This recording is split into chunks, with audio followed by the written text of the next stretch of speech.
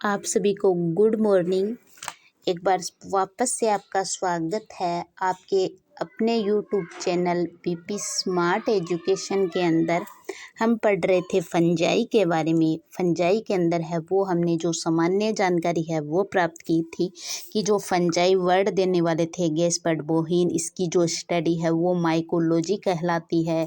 Father of mycology है वो हमने बोला था कि ये मिस्चेल को कहा जाता है। अगर हमें इंडियन माइकोलॉजी है वो पूछा जाए तो हम जवाब देंगे कि डी बेरी को कहा जाता है। और इंडियन माइकोलॉजी के फादर अगर पूछा जाए तो वो हो गए बटलर या फिर मुंडकर को है वो कहा जाता है। फिर हमने इसका जो हैबिटाट है उसके बारे में है वो बात की कि ये ह्यूमस जो साल्ट होते हैं उनके अंदर है वो अधिक मात्रा में है वो बनते हैं।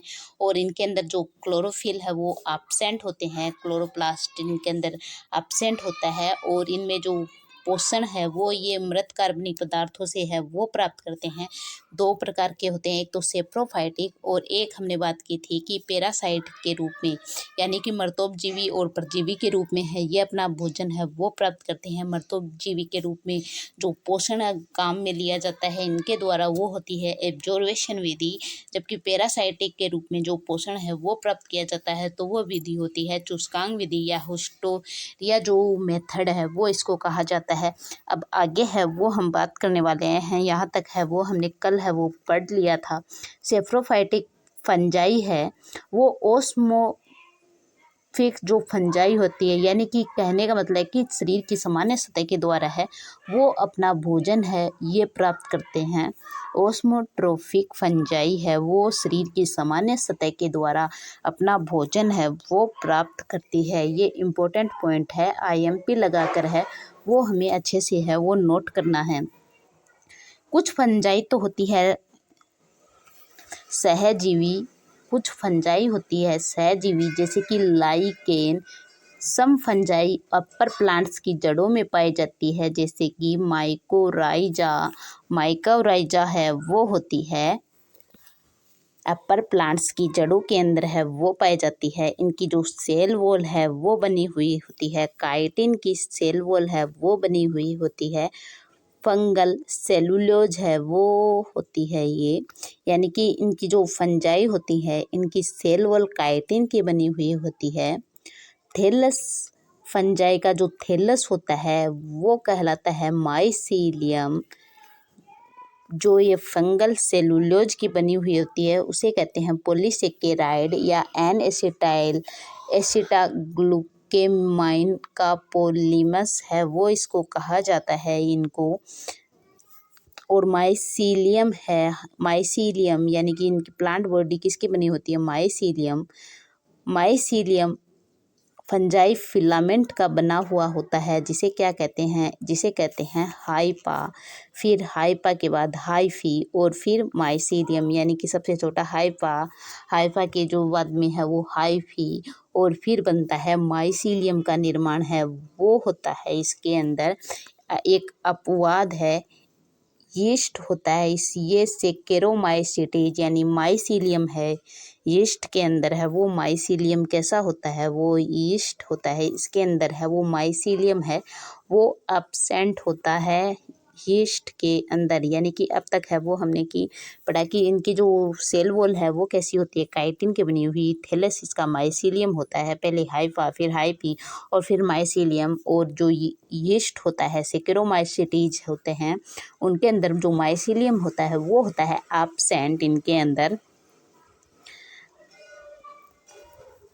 फंजाई के चारों ओर सेल वॉल काइटिन और फंगल सेलुलोज की बनी हुई होती है, यानी कि जो फंजाई होती हैं इसके चारों तरफ जो सेल वॉल होती है वो काइटिन और फंगल सेलुलोज की है वो बनी हुई होती है। काइटिन के साथ साथ कुछ जो मात्रा में प्रोटीन, लिपिड और सेलुलोज है वो भी प्रेजेंट होते हैं, यानी कि मुख्य रूप से तो काइटिन की होती है लेकिन काइटिन के साथ साथ कुछ प्रोटीन, लिपिड और सेलुलोज भी है वो इसके अंदर है वो प्रेजेंट होते हैं इनके अंदर। अब अपवाद है कि क्लास ओमाइसीटीज के सदस्य में कवक में सेल वॉल सेलुलोज की बनी हुई होती है। यानी कि जो ओमाइसीटीज के जो सदस्य होते हैं उनके अंदर सेल वॉल किसकी बनी होती है? सेलुलोज की। और वैसे सेल वॉल किसकी बनी हुई होती है? तो वो बनी हुई होती है वैसे सेलुलोज काइटिन की बनी हुई होती है। लेकिन जो ओमाइसीटीज के जो सदस्य हैं इनके अंदर जो सेल वॉल है वो किसकी बनी हुई होती है? वो बनी होती है सेलुलोज की, वैसे काइटिन की बनी हुई होती है। कवक में भोजन का संचय ग्लाइकोजन ऑयल के रूप में है वो होता है। यानी कवक में जो भोजन का संचय है वो किस रूप में होता है? वो ग्लाइकोजन और ऑयल के रूप में है वो भोजन का संचय होता है। एक नोट लगाकर हमें लिखना है कि फंजाई है वो हैप्लॉइड प्लांट बॉडी होती है, जबकि इसकी जो मेन प्लांट बॉडी है वो होती है गैमेटोफाइट। यानी फंजाई वैसे कौन सी बॉडी है? Haploid plant body. अगर हम मेन प्लांट बॉडी की बात करें तो मेन जो प्लांट बॉडी है वो गैमेटोफाइट होती है। गैमेटोफाइट्स का मतलब होता है कि ये हैप्लॉइड होती है। फिर आगे है वो हम बात करेंगे कि जो मैंने आपको हाइफी बताया था, जिसकी अगर ये जो एक पार्ट अगर है वो हो गया हाइपा, अगर ये पूरा है वो क्या हो गया है? माइसीलियम। यानी कि जो थैलस है वो मैंने आपको बताया था कि जो फंजाई का थैलस कैसा होता है? माइसीलियम। इसके अंदर क्या होता है? सबसे पहले हाइपा यानी एक हो गया हाइपा, फिर ये बाहर वाला हो गया हाइफी, और जो ये अंदर वाला हो गया हाइफा, और फिर ये हाइफी, और ये जो पूरा है वो क्या कहलाता है? वो कहलाता है माइसीलियम। यदि यीस्ट को सुक्रोज के सॉल्यूशन में रखा जाए तो यीस्ट ग्रोथ करके फॉल्स माइसीलियम का है वो निर्माण है वो करती है। यानी यीस्ट होता है उसको सुक्रोज के सॉल्यूशन में रखा जाए तो यीस्ट है वो ग्रोथ करके किसका निर्माण करेगा? तो यीस्ट है वो ग्रोथ करके फॉल्स माइसीलियम का है वो निर्माण है वो कर देगा। सुक्रोज के सॉल्यूशन में रखने पर यीस्ट किसका निर्माण करेगा? वो करेगा फॉल्स फंजाई का है वो निर्माण है वो कर देगा यीस्ट। अगला है हमारे पास कि हेटेरोथेलिक और होमोथेलिक स्पीसीज है वो क्या होती है। तो हम सबसे पहले है वो जानेंगे कि जो हेटेरोथेलिक और होमोथेलिक स्पीसीज है वो क्या होती है। हेटेरोथेलिक जो स्पीसीज है उसका मतलब है कि जो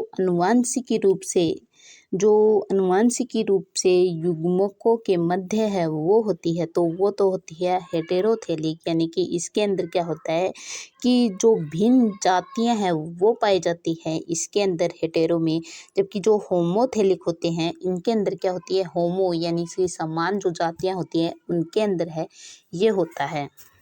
तो सबसे पहले हम बात करेंगे हेटेरोथेलिक के बारे में। वे जातियां जिनमें निषेचन आनुवंशिकी तौर पर भिन्न युग्मकों के मध्य होता है उसे कहते हैं हेटेरोथेलिक स्पीसीज। निषेचन होने वाले युग्मक अलग अलग माइसीलियम के हैं वो बनते हैं। यानी कि ये बताया मैंने आपको कि आनुवंशिकी तौर पर भिन्न युग्मक होते हैं और अलग अलग माइसीलियम है पर ये युग्मक है वो बनते हैं, तो उसे कहते हैं हेटेरोथेलिक। जैसे कि म्यूकर, राइजोपस, पक्शिनिया, मिक्सिमम और फंजाई है वो इसके एग्जाम्पल है वो आ जाएंगे। जैसे कि म्यूकर, राइजोपस, पक्शिनिया, मिक्सिमम और फंजाई है वो इसके एग्जाम्पल है वो आ जाएंगे। अगला जो पार्ट है वो है होमोथेलिक के बारे में। होमोथेलिक का मतलब है कि समान जातियों के मध्य है वो आनुवंशिकी रूप से निषेचन हो। वे स्पीसीज जिसमें निषेचन आनुवंशिकी रूप से समान जातियों के मध्य होती है तो इन्हें होमोथेलिक स्पीसीज है वो कहते हैं। यह प्रक्रिया है वो क्या कहलाती है? होमोथेलिशियम है वो कहलाती है। यानी कि समान जातियों के मध्य जब फर्टिलाइजेशन हो आनुवंशिकी रूप से समान जातियों के मध्य, तो ये क्रिया क्या कहलाती है? वो कहलाती है होमोथेलिक।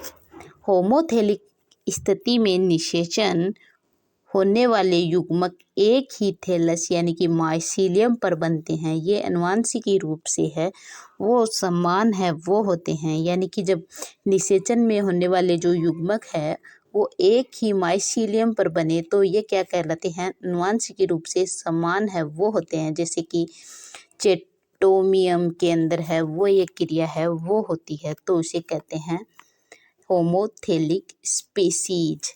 तो आगे की चर्चा है वो हम करने वाले हैं कल। धन्यवाद।